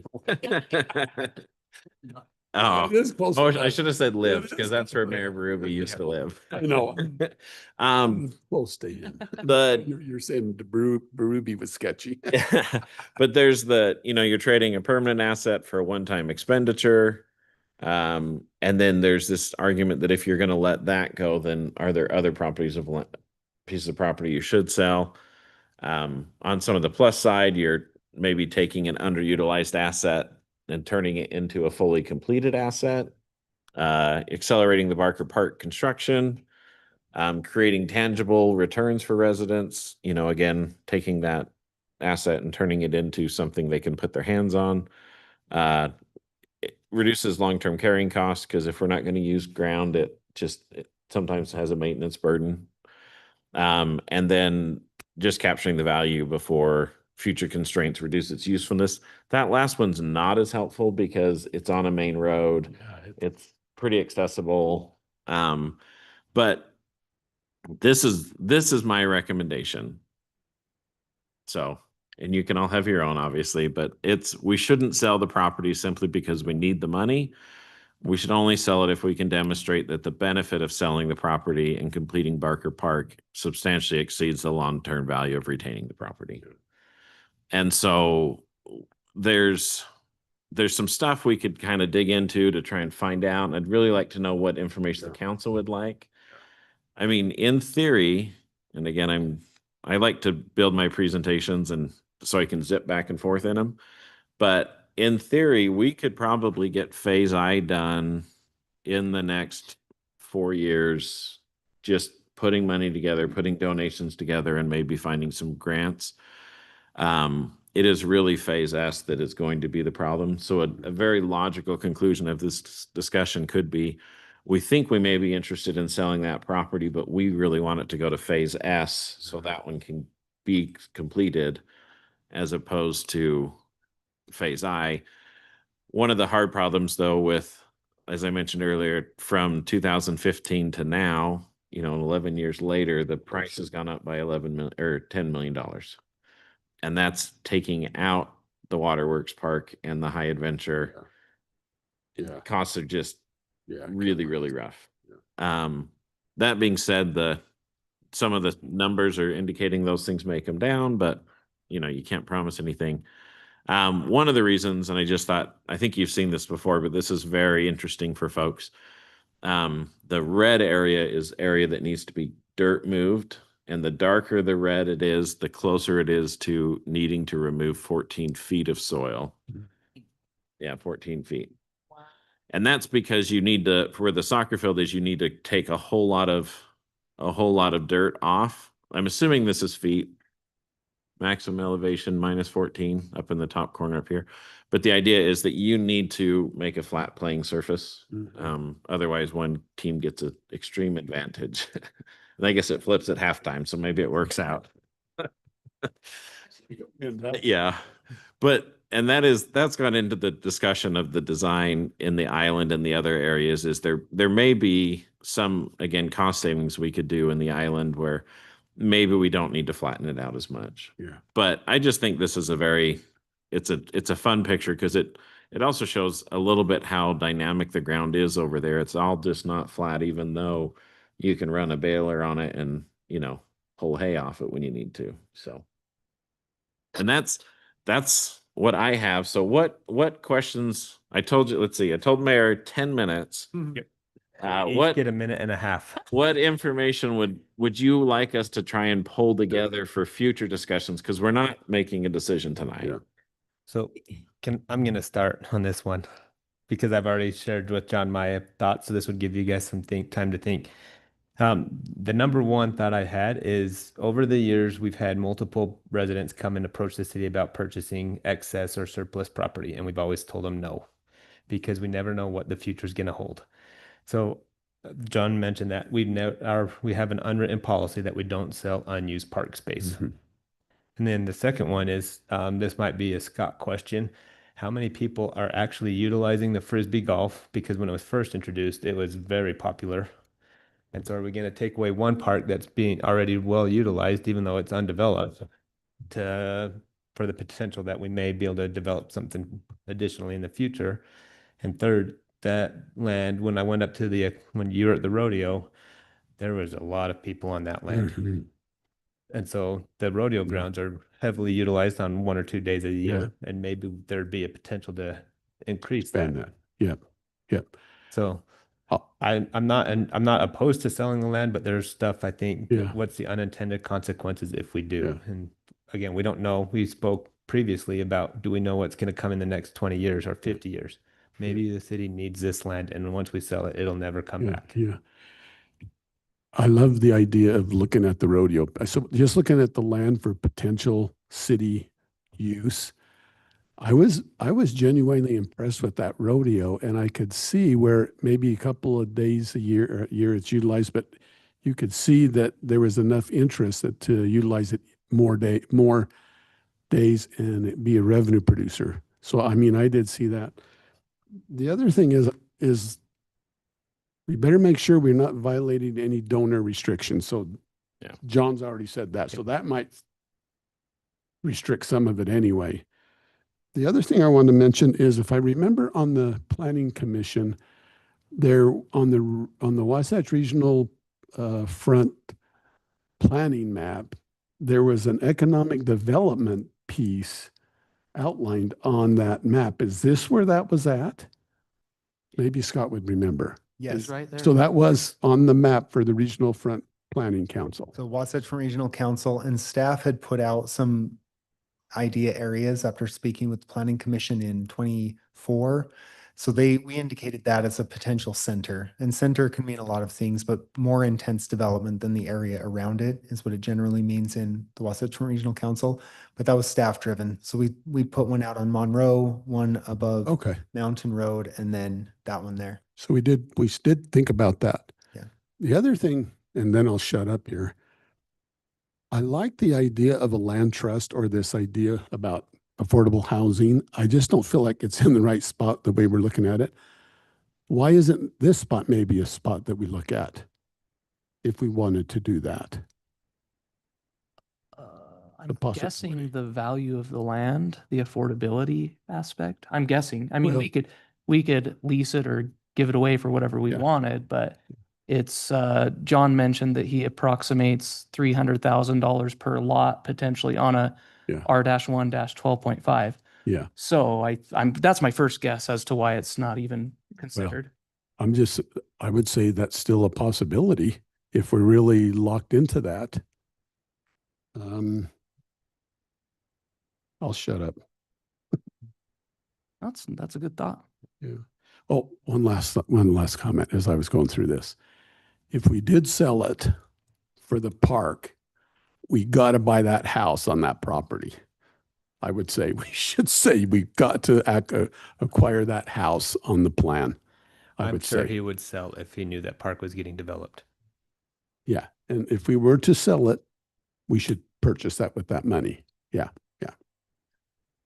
I don't want to open this up too far, but there's a lot of things I've been thinking about when everybody wants to have a park in their area. And I think everybody says that, but they don't understand that that comes with a cost in the long run. If the city has to maintain it, switch out the equipment every 10 years or 15 or whatever it is. And I think that's one thing that I want to focus Barker Park on is less other places. And that's why I'm wondering if we should acquiesce on the land that Weber County was giving us on that hill, so we don't have to worry about that anymore, because that would be something as well. We don't get any money out of that, but that's another expense that we don't have to incur in the next 10 years or 5 years, one of the two. So that's the thing. I mean, I'm thinking that we should at least explore it. Like Councilman Ranier was talking about the fact that if you have any restrictions on that land, and then also the Frisbee golf, I'd really like to know how much is that used, because not utilized, used. People use that word wrong anyway, but that's another word. That's another discussion. So if we can find out if it's used a lot, then good heavens, let's, maybe, focus more on developing what we have for economic purposes, and with the rodeo, because I know there's a sliver that goes to, Rocky Mountain Power technically that owns that little sliver. And I don't know, I guess we're biting into some of that, which I thought was interesting. But anyway, I think that's the big thing. I definitely would say yes to selling it if we're going to do Barker Park next year or something like that. But other than that, we need to think about the future as well. But at the same time, I don't see anything besides what's going to be developed into houses in that corner. And that's the question. Unless we're saving it for, should I say it out loud? The gondola? I'm just kidding. Don't put that in anything. That'll get cut out, right, for later. That would be interesting though. No, seriously. I mean, Yeah, everybody keeps yelling about that. Ryan's but- already bolded and highlighted that you said that. Okay, just making sure. So, I mean, that would be the only restriction I would think that would possibly flip us out, is that someone buys it and then, oh yeah, it was a great, blah, blah, blah, But so that would be my only concern, period. But other than that, I don't see why we shouldn't at least entertain selling it to help fund Barker Park. And so on the screen in front of you is the Placer AI data. Scott's going to be impressed that I actually know how to use this, because I never do any of the trainings. I just did this. Yeah. Did you pull the report I put? Yeah, so it says about 4,700 people have visited it in the past 12 months. 4,700? Yep. And the highest week was 703 in October. And so usually it's around 100 to 200 visits a week. Wow. And they stay for 34 minutes is the average time. So that's going to be everybody that crosses the line that I drew. unique visitors? Yes. It could be the same person coming back, like a following Like the week. same but- person could be every day. And this is Yeah. statistical too. It's not the, Surprised it's not that the. spike wasn't in November for And the then- flag. And then it does show where, Maybe well, that was the spike, I bet. So Did they do f- that thing in end of October? so you're right. There's probably a lot of people who came that week right down here and looked at the flag. Oh, Yeah. interesting. Yeah. And then, but Point. this is why that Placer AI data is so helpful, because you can also see from a heat map where they're coming from. Wow. And I'll try and zoom in a little bit. But you can see there's, quite a bit of folks in the Pleasant View and North Ogden area are coming in to To utilize that. that spot, yeah. So use it, yeah. And this is Placer AI. It does not track the last half mile, meaning or I guess I should probably say they don't share the last half mile. That's part of their model is they won't share it. But it's all the cell phone data. When we say yes, an app can track our location, part of it, it might send data to Placer. So anyways, this also tells you can see how they get there. A lot of people are coming up Mountain Road, a lot down 2600. Which makes sense. Yeah. Mhm. So anyways, That's interesting. I would like to share some of my thoughts on all this. I feel like before I was involved in city council, I was involved in the Parks and Trails Committee. And one of the values, I guess, that the Parks and Trails Committee stood by is that there wasn't the ratio from population to park acreage wasn't where it should be at that point. And so I don't know where it's at now or what that's compared to or what the standards are or whatever, but I just feel like if our city is going to end up being 40,000 people eventually, and we are going to be filling out quickly, it's going to be really hard to obtain any kind of open space, park space. Maybe that doesn't look like a playground that needs maintenance, but maybe it's more of a trail area or a nature area. But whatever that looks like, I feel like we need to look outward and look in the future. Just like we're looking in the future for commercial, we need to look in the future for our park opportunities as well. And those will be harder to come by and more expensive in the future. That was one of my thoughts. Another thought is, I guess since I have been involved in city council, I've always been asking and been told that it's coming soon is more parking for our Barker Park events, because all of our major events are going to be at this Barker Park. This is going to be our central hub for our whole entire city. So that means every huge thing that happens, whether that's a concert at the amphitheater or the North Pole or, our Cherry Days events, we need more parking there. And if we are just eager to, we've got 5 million available, let's just hurry and get the one done that we can, then we're not focused on our priority. Well, I think our priority should be parking. And so that sports section is much more expensive. But I don't know, maybe if it can be separated into 2 phases or something, but I feel like having the closest available, like the closest possible parking. So I get that phase I did have some parking. It's just, are people going to walk that far? I'm a little discouraged, to tell you the truth, because I feel like there was a meeting not long ago that we talked about how the funding of Barker Park is completely reasonable, and in our future plan, our 5-year plan or whatever it was, our 10-year plan, and it's very possible to fund it. And so I don't know if our impact fees are just going to be huge and increasing each year after year, and we can finish this whole park in 10 years. But right now it feels like, wow, we only have 4 million and we need 18 million. Like that's very different than the overall idea that I had in my head from not many months ago. So that's discouraging. So when we saw that this property was available to sell, I was like, well, if we are going to sell it, maybe we can get that house right that's in the right smack dab middle of this property, because wow, great, we have more funding available. But this was something, it sounds like, that was planned on this whole time, and I just didn't realize that. But anyway, that's discouraging. and one thing I should say, and you bring up a point I should have made clear.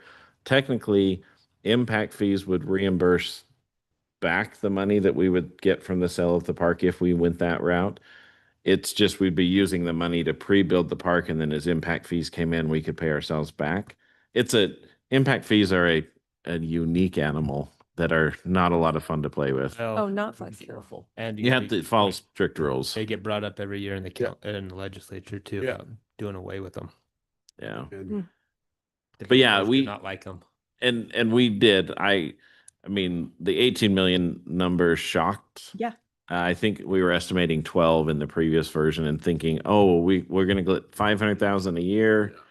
And we have this much, and in 10 years we can finish it. And then the 18 number came out, and it was like, Wow. okay, we're going to have to figure it out. yeah, And I think we can.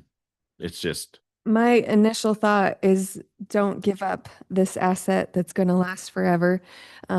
But I also really was hoping that this Parker Park and the parking could come really, and the sports thing too could be more income back to the city. I don't know if it's more than the cost, but I'm just really discouraged. I hope that we can get this going at some point sooner rather than later.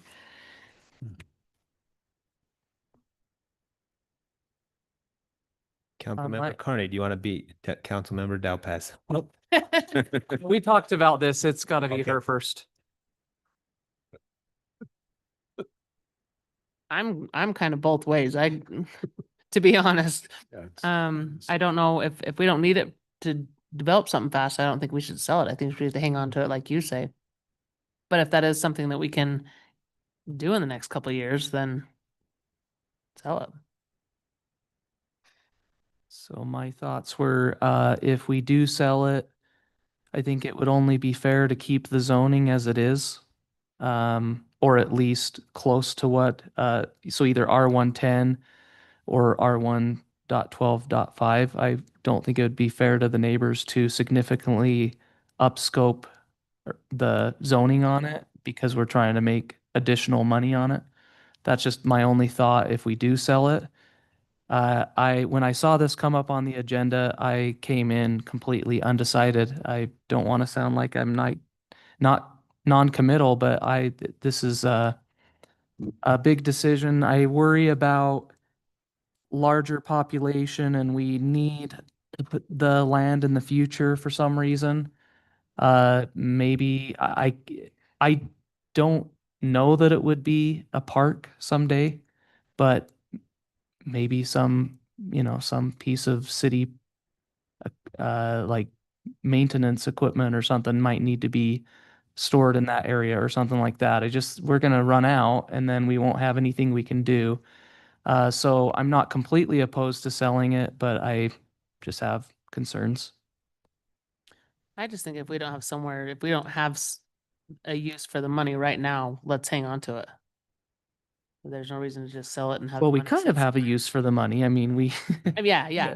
so But if it's that's not the developed- problem is the money that will be gained from it worth the little that it will do for Barker Park? Mhm. Some would say that if we do that island section of Barker Park and do that little pump track and do the little parking lot, that would be worth it. But I could see other people saying that totally wasn't worth it. It just depends who you are.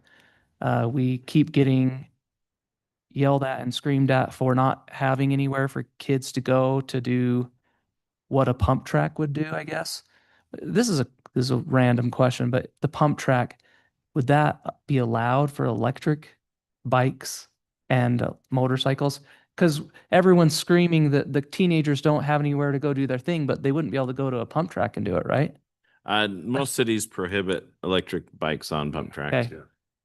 So anyways, I'm kind of undecided right now.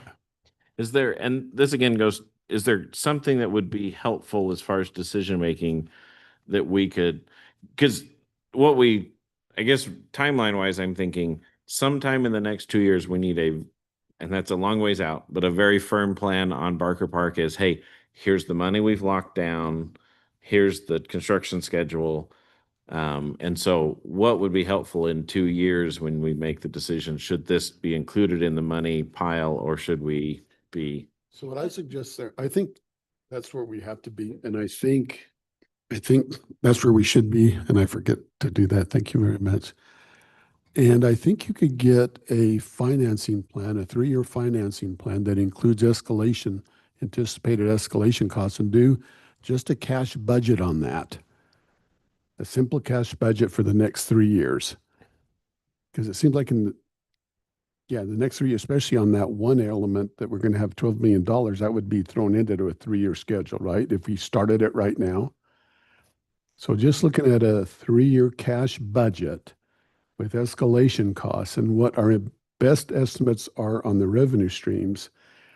And I hate to say this, but if it's a high enough priority and the interest rates are just right, we may have to bond for a little bit of it. I mean, to finish it. I mean, I don't like doing that, but if it finished and we had the revenue stream to finish it, maybe we should consider that as well to finish it. But I think you could do a 3-year cash budget to probably help us there. Exactly what you're saying. Yeah. And I know we keep talking about it, but I don't know if there's any interest in all of the other, I don't say surplus, but all the other little scraps of land, so to speak, that the city owns throughout the city. I know some of it is we just don't use it. And I know I can't remember if some property owners want to buy it, because I remember there was some that do. Some, I mean, we did an ordinance so that they could put flowers on it, as long as they didn't fence it in like one person did, then they could use it. So I think at some point, if it's not adjacent to something that we might use in the future, if it's in the middle of nowhere and it's a 4-foot length of something, good heavens, let's get rid of that. I don't know if that's something that, I know we always said don't, but at the same time, what are we going to do with a 4-foot, 10-foot length of, scrap of property that we have? I think that should be something that every penny counts. I know early on in the budget committee, we talked about that stuff. Every penny counts. So if we can if those little getting rid of those things helps anyway to putting stuff into Barker Park, I think that's something to look at too. Go in a cash budget possibly too. There's any items like that. Yeah. I'd be curious to know more about what savings are potentially there, because to go from 12 to 18, can we go back to 12? And how, I'd be also curious to know more specifically on the projections for the impact fees. So we're going to get this many dollars Yeah. per year, or this is the increase. Yeah. To a cash budget. Okay, so Project those. Yes. then also, I don't know who looks for the donors or when that happens. Yep. Do we have staff willing to do that? But if we Well, knew, for example, that someone was willing to give Yeah. a huge chunk of money, then maybe that would change the way, the order that we. I would say we have to up our game there, but I would say that has a lot of potential in my mind. So why wait asking if they have Well- this curiosity and Well, interest on already, the, like on the get it right. financial, not column, the financial, anyway, that's one of the goals that I have in there. What isn't that Your the column? pillar, Say again? your financial Pillar. pillar, I always want to say it, the column, but the anyway. column It too. is a color. But I have already started looking at how we might have to approach that. And it kind of starts with the policy. We got to work through that. And then, so I'm interested in that. So, and to go along with your 3 to 5 year build out, one thing we need to remember is once we get this built, how many more park employees are we going to need? And that's going to be an ongoing cost. So the 14 million, yeah, it's a large upfront cost, but how much is it going to cost yearly for maintenance for people? And so how are we going to fund Yeah. that? So I think that has to be, That needs to be. so there's a included. construction 3-year cash budget, and then there's a maintenance operational budget too, that you're hitting on, that we should look at also. Yeah, for sure. And I'm sure John started thinking about that at least a little bit. Dave has reminded me every time we talk about Okay, Barker yeah, Park. I see him over there Well, smiling. and I think you even mentioned it with the pond. It's going to take an extra person. So every Yeah. park we build takes extra people. And we are trying to do lower weekly maintenance stuff if we can in all these scenarios. So that's really helpful. And then, I just wanted to mention one thing. I think one of the critical things that could be a good task for the council is to start thinking of who is that resident champion that can help lead some of that discussion for fundraising, because sometimes people need to hear it from someone who isn't on the council, but there needs to also be a council member who's supporting and saying, Yeah. if you build it, they will come, right? If the money's there, we will build it. And that's part of the reason of having this plan finalized, is now we can have, hey, we have here's a Bowery that we can name after your grandpa if you wanted to buy the name or donate for the naming rights. So at a university, they will do a capital campaign for a project like this. They identify it, get a committee, get a leader, key members on the committee, and you start working towards that. And there's a lot of material to identify potential donors too. So it's not like you're going to start from scratch there. We might have to have somebody help us get that going a little bit, but I think this project is large enough to do something like that. So yeah, you're right. So we've got to get going on that. So it sounds like that was a volunteer. Yep. All right. Volunteer. For that, I am.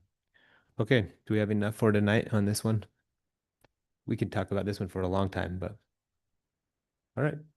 Okay, we'll move on to our council column assignments. Mueller, what are you talking about? That's okay. First we'll hear from council members Pulver and Dowpaz on the community. I have a couple updates. I was asked several months ago to try to head up a committee to start discussing the potential of a bubble on the pool for year-round swimming. And so I am in the collection process of individuals. I wanted to update the council that I did get commitment from Kelly Larson, who's on the Weber School Board, to be a part of that committee. It just made sense because a big part of the discussion that we had several months ago when this came up, or maybe it was about a year ago, was that we would need some involvement and some commitment from the school district. So I thought that would be perfect. And so I gave her a call. She's on board with being involved. I think that will be essential. And then she was connecting me with the Weber swim coach, and I still haven't heard back, but I'm trying to get in contact there. And I listened to the meeting to collect all the names that I need to be reaching out to. If anyone within the distance of my voice can send names my way, like if they were super passionate about it, since it's hard to get out to everyone, if you can come to me to be a part of that committee, that would be great. And then I have like one other resident that I have committed to doing it. And I've sent out a couple of text messages to residents that were in that meeting that would make sense. I also believe that it would make sense to invite committee members from surrounding cities. Reason being, when Mayor Berube was talking about this, he suggested to most of the teenagers that provided feedback that they want a covered swimming pool for their swim practices. He suggested that they go to their cities, Pleasant View, Harrisville. There was some kids that came from Ogden Valley City. Ogden Valley City, that's a real name now. And 100% tax increase too, right? yeah, well, we don't, we don't want to talk about that. I feel bad for them. I think they were set up for difficulties. Yeah. Anyways, so the idea is I want to get majority people from North Ogden, obviously, because it's going to have the biggest fiscal impact on us. But we do need at least onesie twosies from other cities to be involved, because we want them to go to their council members and say, hey, we've got this thing, and kind of be that conduit of talking to them. So that's my update there. And then an update on the senior center. I really appreciated Ms. Burns' comments on the senior center. I got a punch list of items that was being worked on maintenance-wise. I think of that punch list, there was about 10 different things that we were working on, and Tyrell was able to get fixed. So I'm feeling really good about the state of the senior center.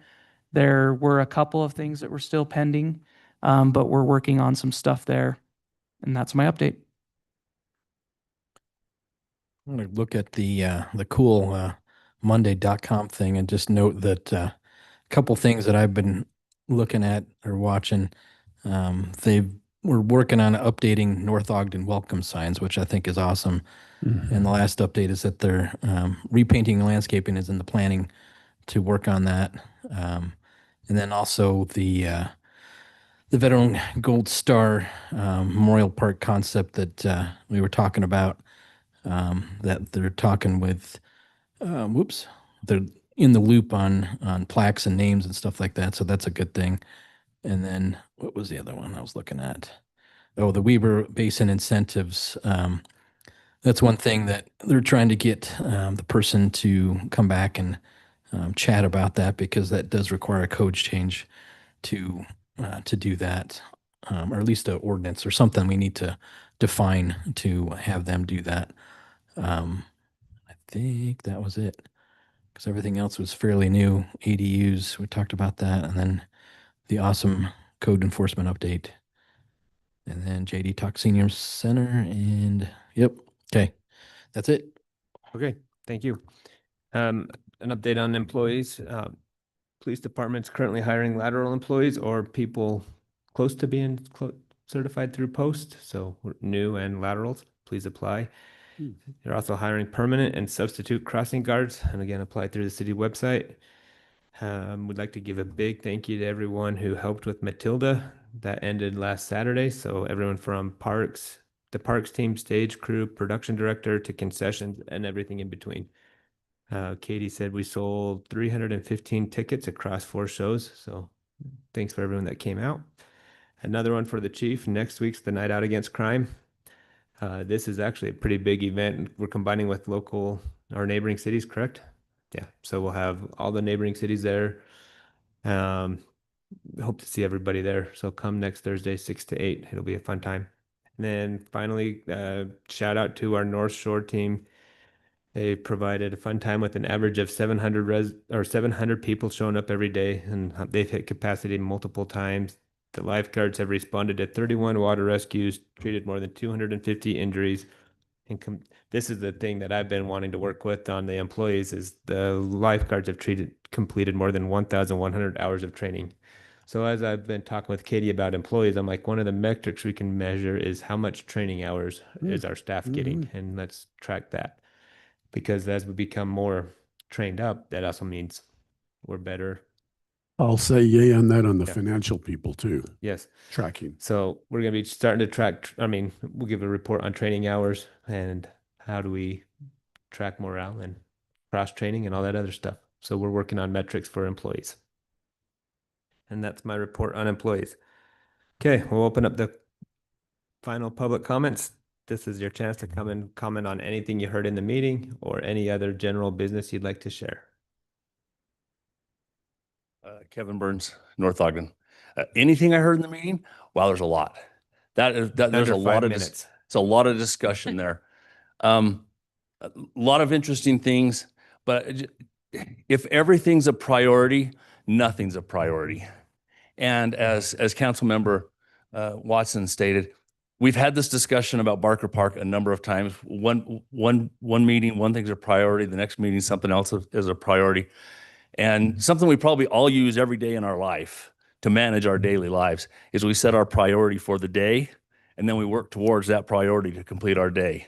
It would be really nice if you all could settle in on a couple priorities and then work towards accomplishing those things, because we've had these same conversations in this room for years. And at some point, you have to be able to pull the trigger and make something happen. The discussion, I like Scott's map. I've seen Scott's 1960s map it's all yellow with the red highlights on it where the key places were. We all have a 60s map in our lives of things we can look at and go, man, I wish I would have done that at that time, or I wish I would have done that, or I wish I would have made that decision. And it doesn't matter what decision you make. 60 years from now, somebody's going to think you were wrong. So don't let it bog you down make some decisions. It's okay to make some decisions. You're going to get some wrong, like they did 60 years ago, in your opinion. And 60 years from now, somebody's going to sit up here and say you did it wrong. It's okay. Make some decisions and accomplish something. Thank you. Thank you, Kevin.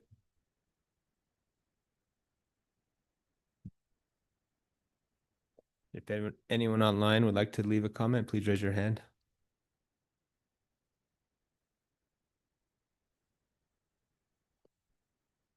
Okay. Seeing no additional public comments, we'll move on to mayor, council, and staff comments. Ryan, do you have anything for us tonight? Dave?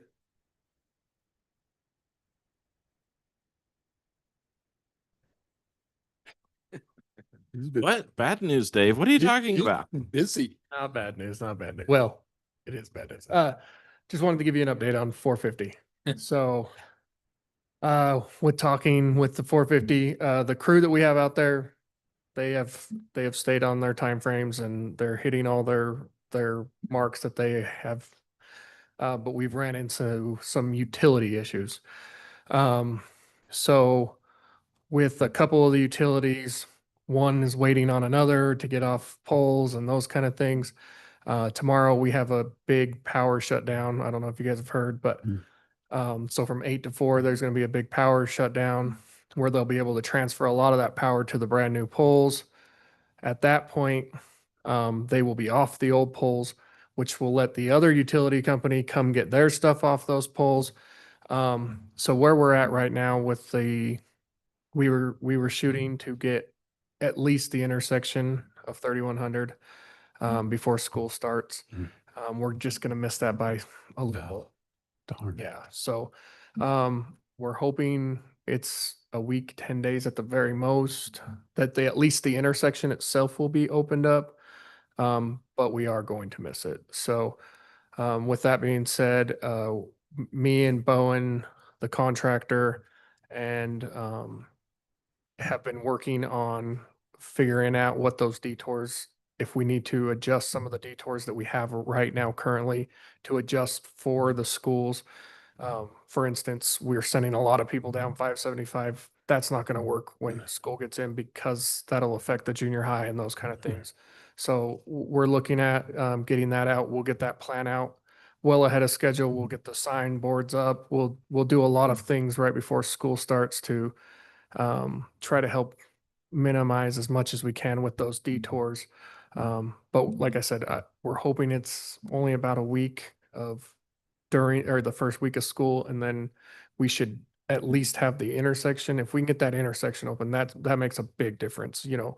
And if we get the intersection, we'll have it 3 ways. So we'll have it coming down the hill, we'll have it going east and west.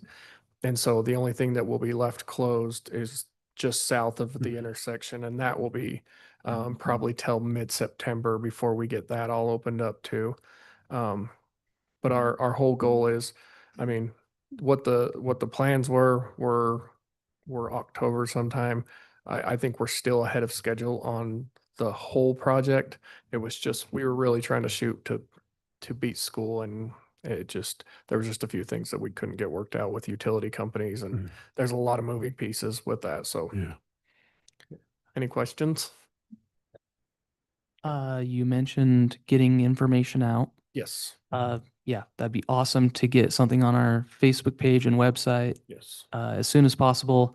Especially, I know everyone's gonna kill us in the comments, but just let people know that intersection won't be open for the opening of school, and that approximately how long we anticipate. That would be awesome. Okay. I think that's basically what you said, right? Yes. But yeah, that would be helpful. So, and we'll probably do that in multiple phases. We'll probably get it out that, hey, sorry, we're not going to be open till school. And then we'll get out the new details for the new routes, detour routes. And then, you know, we'll just try to keep them updated as much as possible once school starts.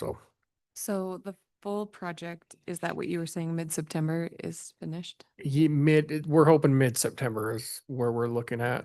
Maybe not like the sidewalks and those little things, but as far as the road itself, we're shooting for mid-September to have all roads running. at that point. Thank you. Okay, thanks, guys. Thanks for the good news. Oh, yes. Chief, do you have anything for us? Tim? Scott? And John? I have good news. Well, anything better we, after that. we didn't make you come in last week because of the work session, because there was a site visit next week, which has been canceled because of the fire risk by the property owner. They don't want a bunch of vehicles up there since it's also dry. So you don't have to do that. And then if you have availability for the barbecue dates, I know a bunch of you have gotten back with Katie, maybe all of you had, but just let her know. He's already scheduled it. No. Where's it at? Where's it? Perfect. Where's it going to be? It's the 27th. But and just as, Okay. Yeah. but just as a reminder, like, we invite you to those because we'd like you to participate, but we understand you all can't attend. A good example is we don't typically do those on Fridays because we are closed at 1 and it doesn't work and not everyone can get off on a Wednesday. So just don't feel bad. We know that you're there and supporting and doing a whole lot of other stuff. So come to what you can, and we appreciate your support. I think that's great team Thank you. building Yep. too. That's awesome for Yeah, the we might set it up with a fungulator, and Mayor Barker will sit out in the middle of the field, and if you hit him with the water balloon, you win a prize. Sure. Maybe. Sounds great. Or any other council member that shows up. Yeah. Are you deterring us? Yeah. Depends how hot it is. That'd be good. Yeah. All right. Any council comments for tonight? Yeah, go ahead. I just wanted to let everyone know that I went to Benny's boat race and it was great, very successful. The staff at the pool just do such a great job and are so passionate about it. And it's just another one of those fantastic assets that the city has that sometimes is underutilized, but just we appreciate them and all that they do. I do have one comment, and Chief can back me up on this, but allowing your lawn to die and become dirt is not a thing. And so that is a violation that you will be visited by the CSO. So there's a lot of people that, because of the drought conditions, and I put that in air quotes because I'm doing fine in the water allotment that was gave me. So I just kind of find it funny that people just gave up and just let their lawn die. So I know that's not an option. So Yeah. people need to understand that. I have something. So I just want to be fully transparent that a developer contacted me today. Hunter Murray with Holland Group contacted me. I don't usually like to have discussions outside of an open or public meeting, so I'll just read you the text that he sent me. Hi, Councilman Dalpass. This is Hunter Murray with the Holland Group. We have been working on a few key details on the Knudsen property since the last city council meeting. I was hopeful to connect and run some items past you and get some feedback if you're free for a quick call or meeting this week. And then I said, I'll try to call you after work about it, or I'll try to call you after work about it at about 4 p.m. if that's okay. I don't usually like to have too many conversations outside of public meetings, so I'd appreciate keeping it high level. And then I called him after I got off work, talked through some things. He has some ideas on the development that he just wanted to get my general impressions. And of course, I wasn't representing the council. I was just talking as one person. I mentioned to him that we would potentially be happy to see a plan that includes engineered walls in the development, since that's been a challenge in other hillside type developments. So if you look at Northview Estates phase, I don't know if it's 10 or 11 or whatever phase it's on, that phase has some really nice engineered walls. So I talked to him about that, suggested that. He seemed open to the idea. I talked about density, and I said, you know, if you guys do come back, I suggest that you bring a density that is lower than the 60-ish that they were telling us about last time. He didn't really commit to a number, but he seemed open to, this is something that would be something that the council would want to talk about. And then I think he mentioned trails. He's been working through trails to make that a better situation. So that's my update there. Was that last week or this week? I talked to him today. Okay. So I'll be fully, I wasn't as nice. I just texted him and because I was not in the mood to talk, honestly, I'll be honest. And so I said, I would recommend reviewing soil samples. Well, what did I say? I said reviewing soil samples, doing a dry year, doing a cursory review of the USG maps just doesn't justify going against the 1997 study, which has lots of data and in-depth analysis that was done to determine zoning requirements. So he's basically said, after I get everything cleaned up on my end, I'll connect back. That was on July 31st. So anyway, so nothing back on that. He must be going for something that's less trails and walls, I guess. Yeah. Okay, any other council comments? Okay, be looking for a motion to adjourn. Motion to adjourn. Okay, meetings are adjourned.